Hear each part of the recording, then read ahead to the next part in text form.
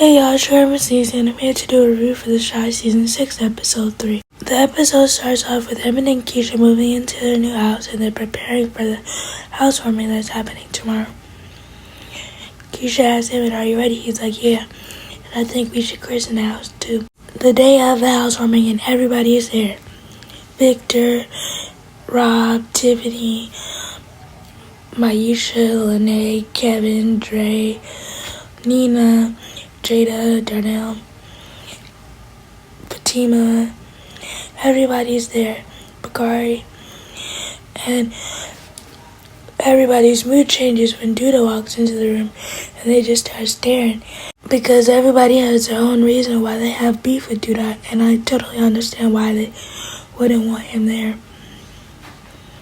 But Victor confronts Duda like, "You need to stay away from me." And Duda gives Emmett a gift, but he tells him he can't open it right now in front of everybody. So it just has Emmett and everybody else looking like, "What did you give him?" And everybody knows that when Duda gives gifts, it comes with stipulations and consequences. Duda and Emmett eventually go upstairs so that Duda can give him his gift. And when Emmett opens it, he realizes it's a gun. He tells Duda that he doesn't want it. And he looks scared to even be holding it. And Duda's like, "Well, if you're a boss, you gotta dress and act like a boss, and bosses carry guns. And you also need it to protect your house." Emmett's like, "Well, I have kids and I don't want them to get hold of it." Duda's like, "Well, put it in a safe place. But you're a boss now and you need to." After Duda leaves the room, Emmett comes out his room and Darnell is standing there looking for the bathroom. And Darnell notices that something is wrong with Emmett, but Emmett's not saying nothing. But Darnell knows his son, so he makes sure that Emmett's okay. And he notices that something's wrong, so he goes back into the room and grabs the gun that Duda gave Emmett. Emmett's being stupid with the gun, playing around like he's pretending to shoot somebody with it, and playing it because he feels cool that he has a gun now, and it was given to him by somebody that he respects and trusts, which I don't know why he does. During the party, Lena has a conversation with Keisha, asking her if she's happy and if she's okay with this, and if she's okay with raising 3 kids that aren't hers. And Keisha says, "Yeah, I'm happy." Lena's like, "As long as you're happy, I'm happy." Lena's asking all the questions like every mom should. What happens if y'all break up? Y'all buy a house together, but y'all are not married. Dre notices this sad look on Nina's face, and she asks Nina what's wrong. And Nina's like, "It looks like my kids don't need me anymore. Kevin just waved at me from across the room, and Keisha bought a house without consulting me first." Dre's like, "Your kids will always need you, but they're just grown now, and they're going their separate ways." Nina's like, "Don't treat me like you're my therapist right now." Dre's like, "I always will." Nina's like, "I wish you wouldn't." Then we have Nuck talking to Keisha about how he apologizes for her getting kidnapped, and if he would have picked her up, she wouldn't have been kidnapped. And I'm like, "Yeah, you should have picked the girl up." But no, you was busy doing other things. But Nuck tells Keisha that he's very sorry and he never meant to hurt her. And Keisha's like, "I forgive you." Then Emmett comes up the stairs and asks Keisha for more cheese dip because he ran out. And he notices that Nuck is talking to Keisha, and Emmett has this look on his face like, "What you talking to him for?" Because in the last episode before this, he's like, "I don't even know why you still following him on Instagram." I hope they don't try to have Emmett and Keisha have issues so that Keisha could start talking to Nuck again. And if Nuck is talking to Rob and asking Rob what he's smoking on, because you see Rob smoking, and Rob says, "This is my home." And then Nuck says, "Let me try some." So you try some and you realize that it's good. Then Rob asks him, "So, you know who killed my uncle?" And Nuck's like, "He owed a lot of people. He owed Tracy some money he stole from her, and there's a lot of people that was mad at him. And I know that he has some problems with Victor. What Nuck is not going to do is he's not going to admit the truth. He's going to try to sugarcoat it and get his way out of it the best way he can. Of course he's not going to throw Duda under the bus because he doesn't want to get hurt either. But trust me, Rob is definitely going to ask some more questions. And I do believe that he's going to get answers from Victor. While at the party, everybody is doing the wobble, and Kevin's sitting on the stairs staring at Maisha. And Emmett walks up like, ooh, I know that look. You like her, don't you? Y'all getting back together? Kevin's like, nah, we just playing it cool right now. People are starting to find out because, Kevin, you're not being so discreet. So y'all might as well go ahead and tell Papa what's going on.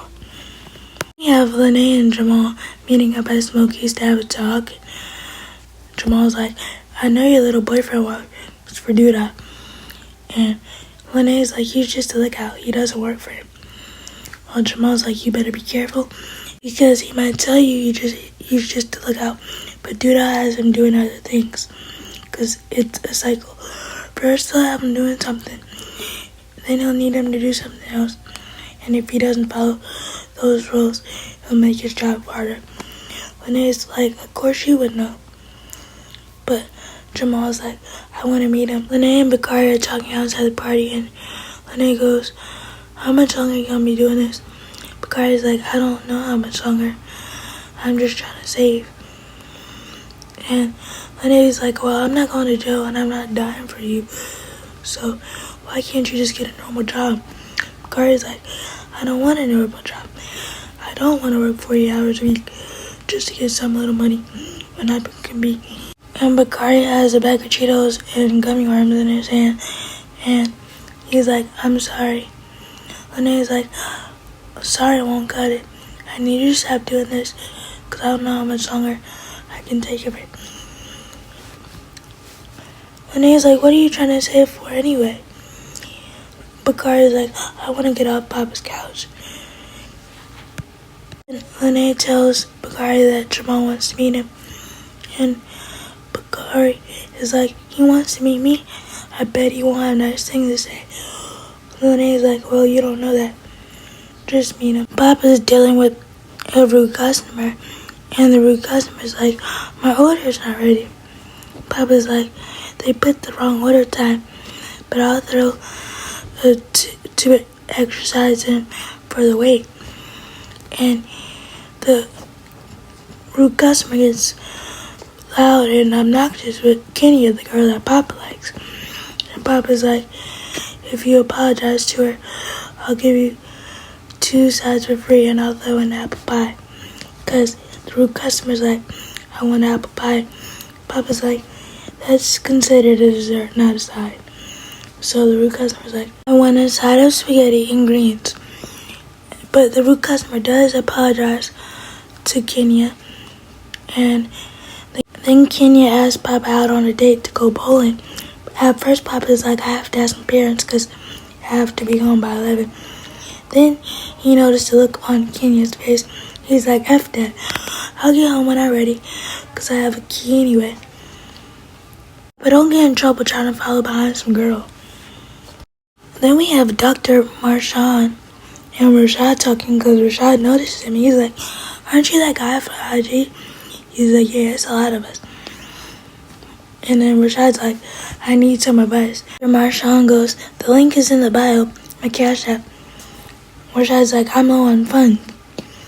And Dr. Marshawn's like, well, I'm low on advice. Then Rashad looks around the restaurant and he's like, well, the only open tea is next to me, so I might as well get the device for free. Dr. Marshawn is like, have you done a challenge? Rashad's like, I've been locked up for 20 years. There's no other challenge that I can do. Then Dr. Marshawn's like, do you have a lady? And is she the bird winner? Rashad's like, yeah, but that's only because I can't find a gig right now. Dr. Marshawn gives him all this unsolicited and unnecessary advice that Rashad doesn't need to be listening to.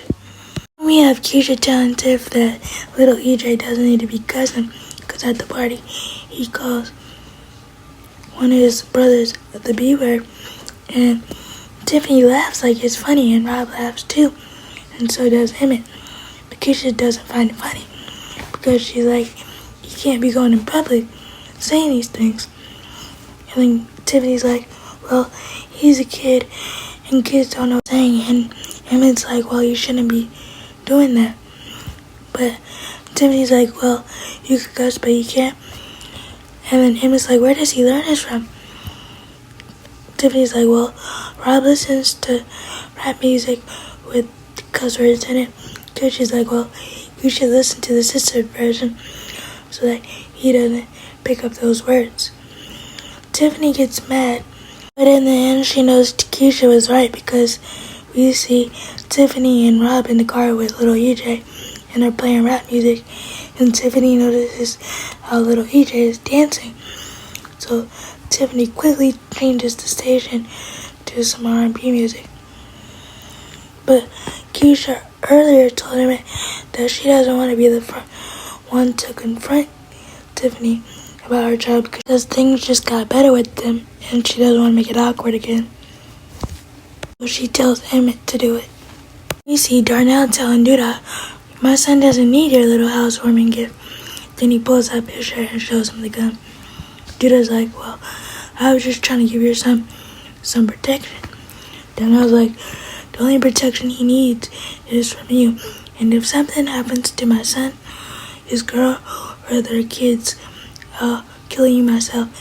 He says, let this earpiece fool you. Then he proceeds to take it out. I'm like, you know Darnell's serious when he takes the earpiece out. Duda's like, do you know who you're talking to?